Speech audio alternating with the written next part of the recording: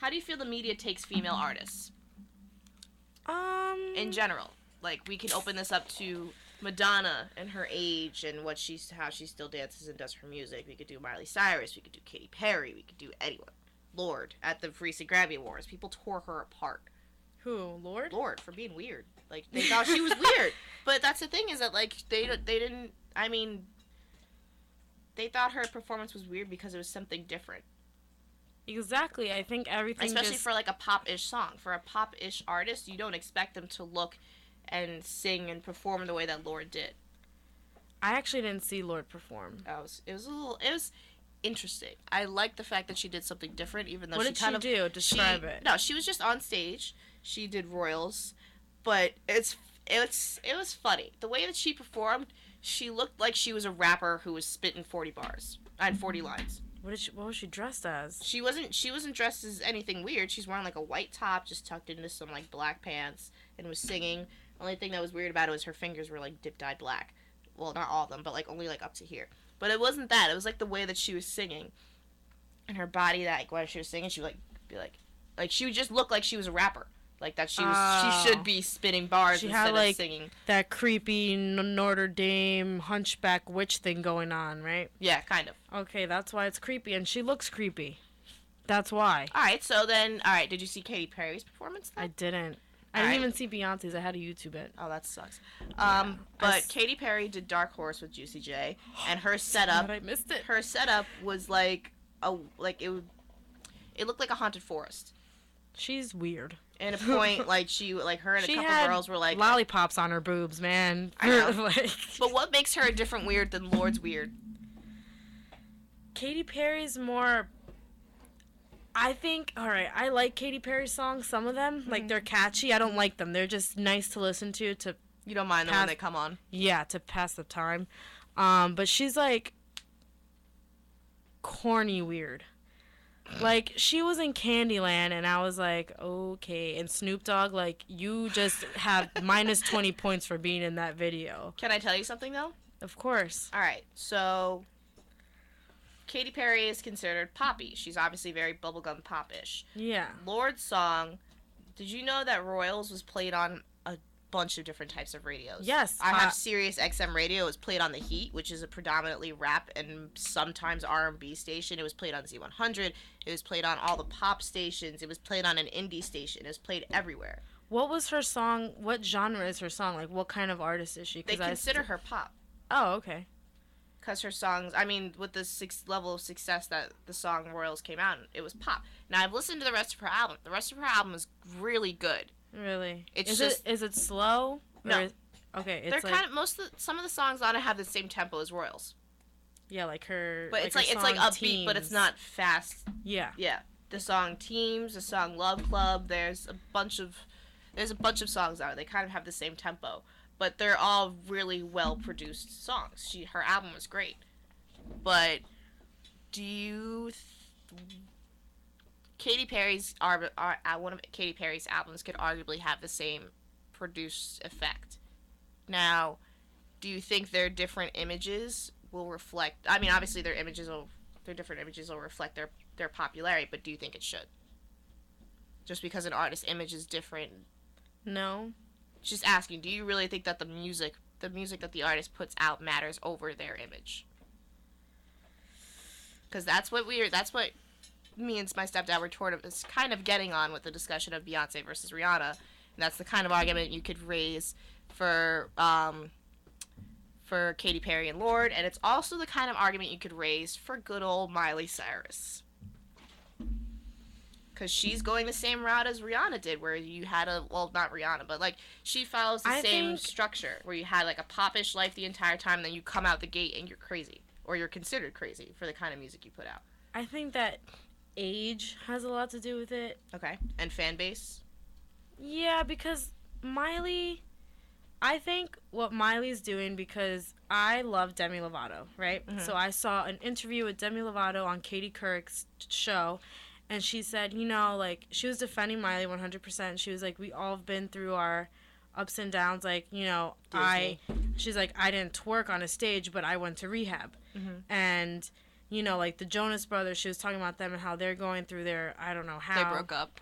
Yeah, and like, she's like, we're all going through a thing. Like Selena, you know, who knows what they said about her in Spring Breakers. You know, I know, I can't stand her either.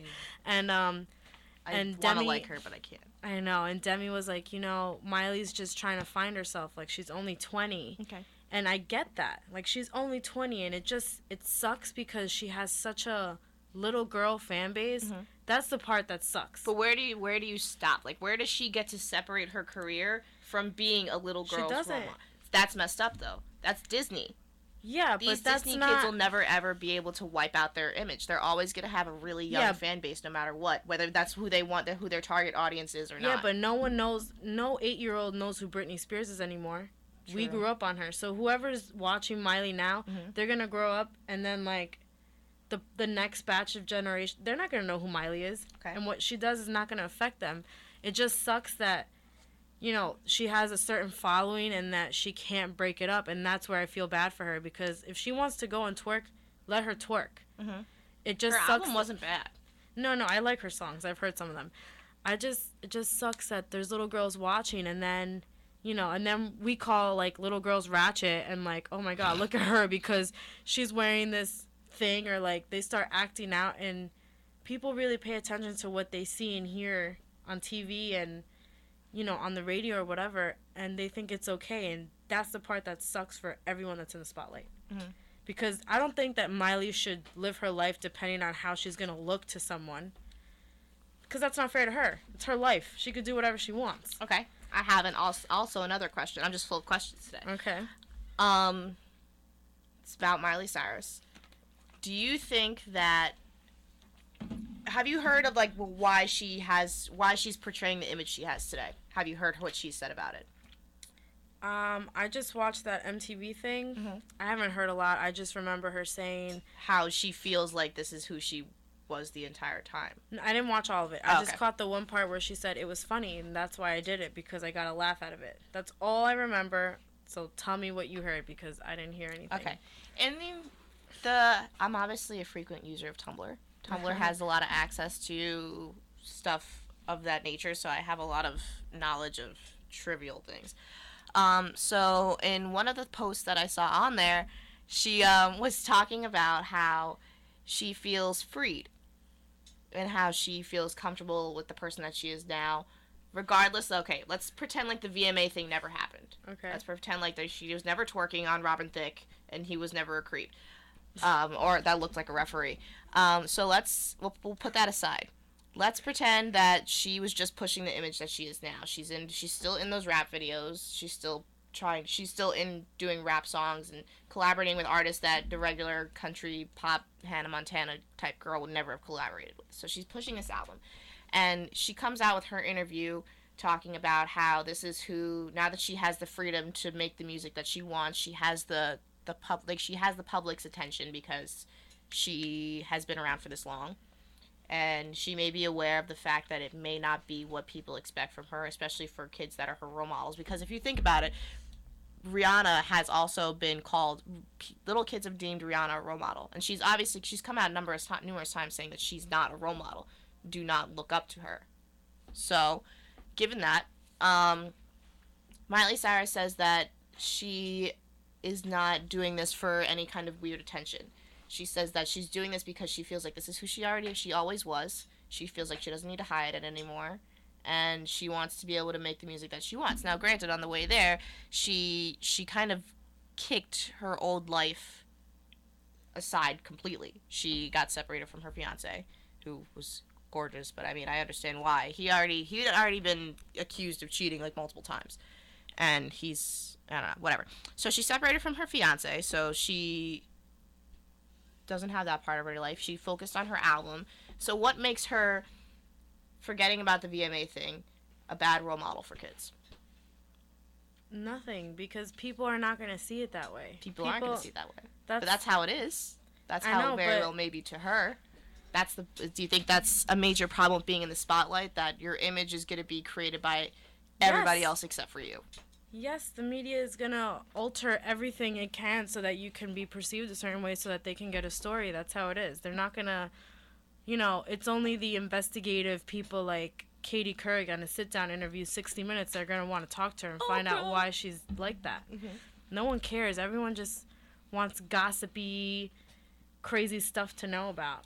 So say you were, I want to get your opinion on. Say that you were a pop star. Okay. Say that you didn't necessarily grow up in a company like Disney, but you grew up connected to a certain image like Beyonce had, or like Rihanna had with her first album, or like Miley Cyrus had, but just not to that caliber.